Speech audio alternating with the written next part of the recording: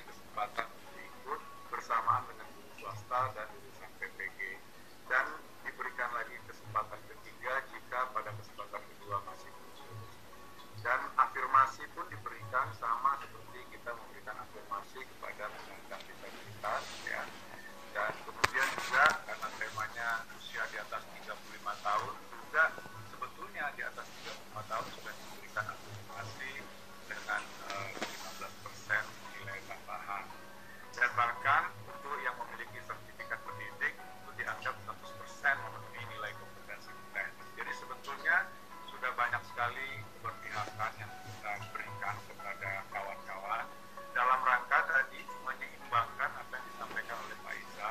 Kita tentu ingin kualitas guru terutama akan menentukan kualitas anak didik kita kalau bisa kita jaga, tapi kita juga memahami realitas di lapangan bahwa banyak sekali tenaga guru yang honorer sudah bekerja sekian lama. Jadi menyeimbangkan antara tuntutan meningkatkan kualitas dengan memberi kesempatan, inilah keseimbangan yang kami coba upayakan dan itu. Ini 2021 ini, catatan-catatan ini kami jadikan juga masukan 2022.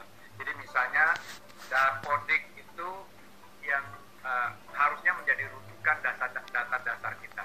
Nah sayangnya kadang-kadang datanya juga kurang akurat. Jadi memang perlu ada akurasi data yang lebih baik di Dapodik. Kemudian yang di 2021 guru agama juga pada waktu ini belum tercakup dalam data Dapodik. Jadi masih ada pendataan di dua tempat yang berbeda. Nah untuk 2022 itu kami upayakan dan sudah bisa diakomodir. Kemudian diseminasi teknis ini berdasarkan laporan dari BPKP itu ternyata ada kekurang siapan call center, helpdesk dan lain-lain yang bisa memberikan pelayanan informasi dan penjelasan atas pertanyaan-pertanyaan jika sesuatu terjadi di lapangan. Kemudian juga kebijakan terkait dengan pengakuan masa kerja. Nah ini agak sulit memang. Jadi masa kerja ini datanya sulit sekali diverifikasi. Bisa jadi usianya sudah 50, tapi masa mengabdinya belum tentu selama yang kita bayangkan. Atau malah sebaliknya, bisa jadi usianya belum 35 tahun, tetapi sebetulnya sudah mengabdi cukup lama. Nah ini memang kesulitan verifikasi data ini masih kita alami, dan teman-teman BKN juga senantiasa melakukan perbaikan-perbaikan di sini. Karena itu Kementerian Pan-RB bersama dengan Kemdikbud, Kementerian Keuangan terus akan melakukan perbaikan-perbaikan, dan terutama kami juga melihat tadi Pak Isa sudah menyatakan dana itu sudah dibandel di dalam DAU sebetulnya. Tetapi oleh Pemda karena tidak ada disebutkan icon khususnya untuk gaji, itu mereka merasa ada yang nggak match antara yang mereka rencanakan dengan realisasi yang mereka dapatkan.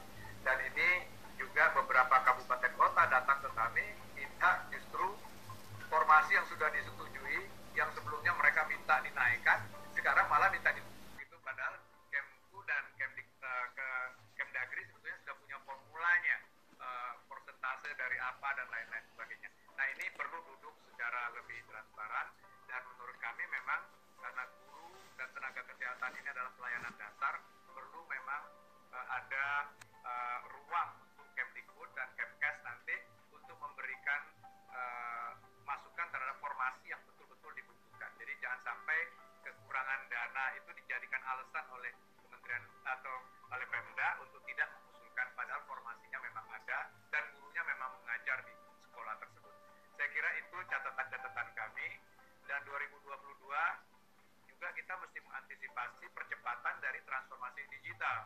ASN secara keseluruhan tentu kalau bertransformasi secara digital jumlah orangnya mungkin akan lebih sedikit dibutuhkan. Dan karena itulah 2022 kita tetap fokusnya kalau bisa lebih ke pelayanan dasar guru dan tenaga kesehatan. Jadi rekrutmen yang lain kalau perlu kita contain terlebih dahulu, kalau perlu negative growth kalau perlu, tetapi untuk pelayanan dasar guru dan tenaga kesehatan kami merasa memang adalah selayaknya untuk kita penuhi sesuai dengan kebutuhannya. Dan kami akan memikirkan terus bagaimana bisa memberikan kesempatan yang lebih baik lagi kepada THK 2 ya, dengan kebijakan-kebijakan yang lebih berpihak. Walaupun merasa sudah diberikan kesempatan, tetapi ternyata banyak juga yang lulus, dan kami juga mengendorse mereka agar juga serius melakukan sertifikasi, karena dengan sertifikasi afirmasinya itu 100% bisa diberikan gitu. Dan gaji dan tunjangan ini tadi masalah anggaran, kami masih menemukan ada beberapa Pemda yang datang ke kami untuk berkonsultasi terkait dengan menurut mereka anggarannya tidak seperti